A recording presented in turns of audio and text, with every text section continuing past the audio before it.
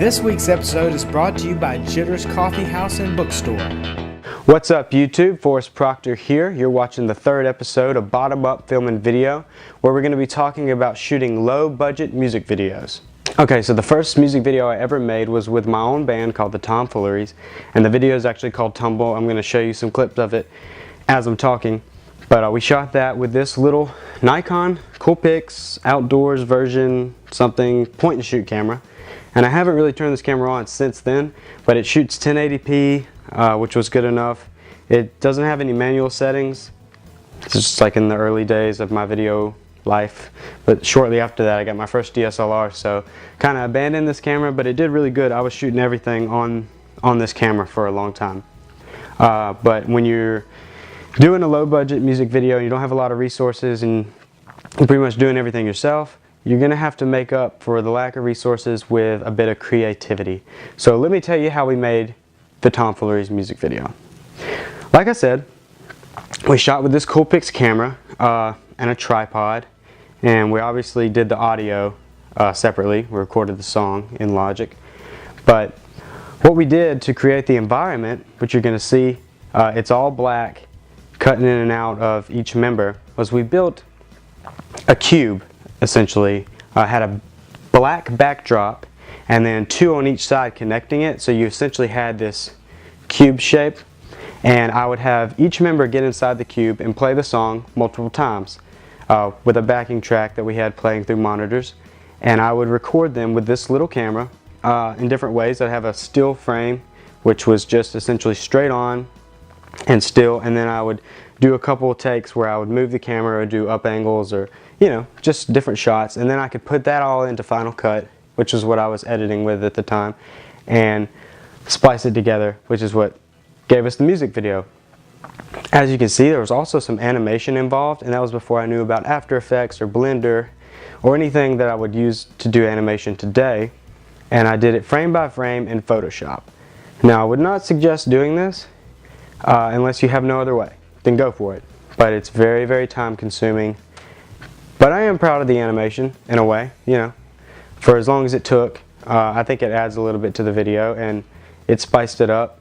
Like I said, being creative with no resources, you've got to find a way to make your video stand out. In terms of editing, I was using Final Cut at the time, which I purchased, but there are some alternatives to Final Cut, obviously. Right now I'm using Adobe, and I don't know if I'll ever switch over to anything else because of the way all their programs and softwares integrate. But DaVinci Resolve by Blackmagic is a free program that you can get from their website, and I suggest if you don't have the money to buy a program and you're getting a little more advanced and you don't want to use iMovie or Movie Maker, which you need to get away from, you need to start getting into more advanced editing softwares, DaVinci Resolve would be a really good one. If you want to start using Adobe, it's super affordable.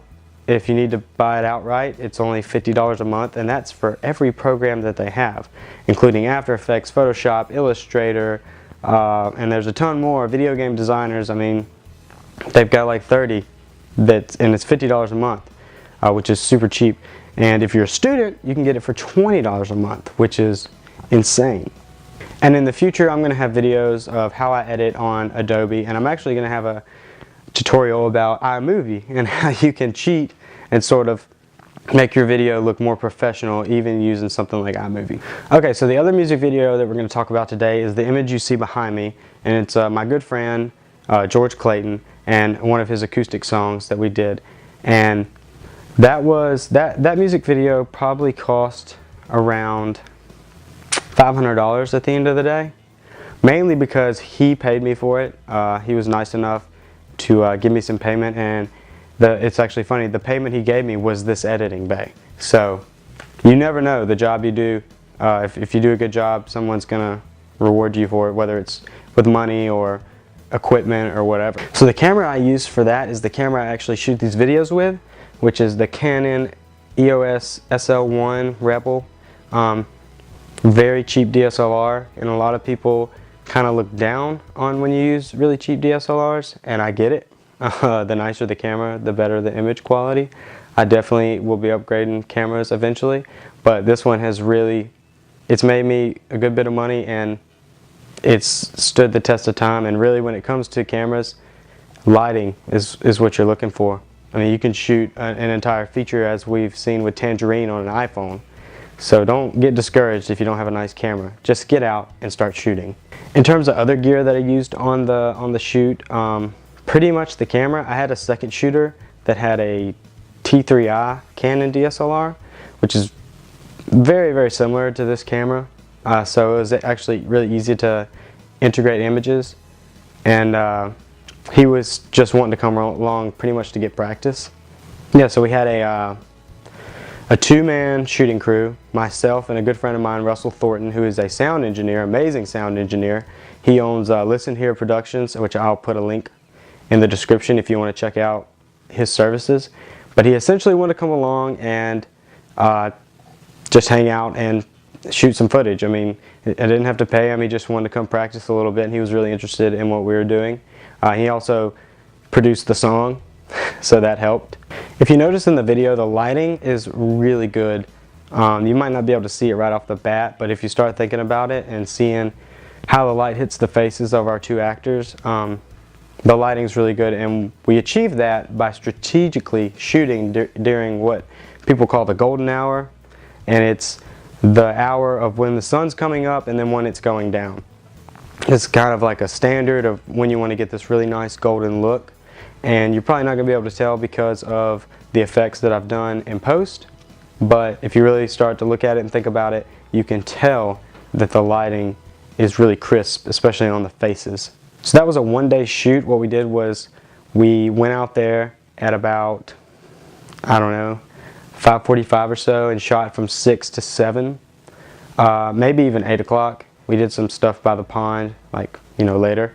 And then we took a long break, drank some beer, and shot again from about 5:30 to 6:30, whenever the sun was going down. So one-day shoot, 2 people, 2 actors. We got a lot of coverage, especially with the 2 cameras. That really helped more than I thought it would. You know, I ended up being able to use a lot of the stuff that he did, and it was really helpful to have that. When it comes to editing the video, you know, I had edited it and left it at its natural color at first, but since we didn't have too much going on, it was just 2 actors in a field and by a pond, that wasn't interesting enough, to say the least. So I had researched infrared effects and how to do that, and so that's kind of what we went for. The challenge was changing the environment but keeping the skin tones. So I did a lot of tests where I tried the effect and the skin tones would just be saturated, overly saturated, or they would turn green and they would look like aliens, and that was too much. But we finally found a balance to where I could change the background from a purple to pink but keep the skin tones natural. And after showing George Clayton that, he really liked it, I really liked it, and we added a filter to give it like a film grain look, which, looking back, I would have done less of that, but no regrets. I still love the video. On the storytelling side, the story is essentially have no fear and live your life to the fullest, which is kind of what we're trying to portray with George Clayton falling into the water. It's kind of like you're falling back and you're trusting somebody to catch you. So I had to really be, there's not much on the storytelling side. You can't do much in production while you're out there. You just got to get the coverage. I think most of the storytelling came in the editing room. I had to figure out a way to integrate all that to get the point across. And after he saw it, and I was pretty happy with it, I think we had a product that we really liked. Yeah, usually you can find people that just want to come along and be a part of it. At the time, I didn't know I was going to get paid for it. This was going to be just a fun project for me to do and practice with. And Russell, it was the same thing for him. He just wanted to come out, brought out his brother's camera, and wanted to have some fun. So look around. Film schools are a good place to look. You can find usually some students that are willing to just come out and work, as long as they can add the video to their reel or something like that. Again, you've got to be original, and you've got to put a lot of effort into your branding of your video. So I see a lot of videos where it's kind of generic looking, You do a lot of things that are super generic, or the fonts even on the title sequences are just like Times New Roman or something. I would suggest being super unique on every single end of the project. So that's in the editing, the costumes, the concept, the fonts, I mean all the way down to the fonts. As you can see in my title sequences, those actually aren't real fonts. I drew all of the title sequences by hand and colored them by hand, scanned them in, and then turned them into vector images. And that, it doesn't seem like it goes a long way, but if I was to change it back and just make it Arial or something like that, you would notice, you would say, well, didn't put a lot of effort into the fonts. You don't have to do them by hand or anything. That's just what I chose to do, and it didn't take a long time, and I think it added a lot to the video. When it comes to finding locations, when you're a indie filmmaker, you can't spend money on locations. If anything, you're going to want to spend money on better cameras or actors or something like that. So it's always good to just ask. You know, George Clayton actually has this land out where we're from, down south of Mississippi. So we were able to go down there and just shoot it. So you probably have a friend that has a similar type place, or a buddy who owns an old warehouse or something like that. So you know, you can usually find locations for cheap or nothing. Just ask. Okay, we want to talk about the cost for these two videos. They were super low. The first video, the tomfoolery video, cost around $300, and that's me adding up the price of the camera, the place we had to go to do it. We had to drive there about 4 times, and it was about an hour away. So that's the gas, the food. That's pretty much it. $300. Super cheap, and that video really got me a lot of jobs in the future, and actually got me to where I could buy more equipment like my DSLR to shoot the George Clayton video. Now the George Clayton video cost around $500, but not to me. I got paid $500. So in terms of cost for George Clayton, because he ended up giving me this editing system, this Mac, so that one really paid off. And both those videos turned heads. It got me a lot of jobs in the future, and there's still 2 videos that I put in the front of my portfolio when I'm showing it. And you can turn a lot of heads with a low budget project, as long as you're putting your heart into it and you're being creative. You look at something like Tangerine. I will probably mention it 100 more times during this YouTube channel, but Sean Baker used an iPhone to make a feature that turned out to be an amazing film. So don't feel limited with your equipment, because it's not about the equipment. We all want more equipment, right? We all want better cameras and better lighting and audio gear and all that. And you can get to that point, but you don't need to wait to get that stuff. You know, once you get it, you should already be practiced up. You know, hours, tens and thousands of hours of practice with your point and shoot, or your cheap DSLR, or whatever you have, your iPhone. Don't wait to get nice equipment to start practicing your craft. Alright guys, that concludes this episode, and we'll see you Friday. Peace.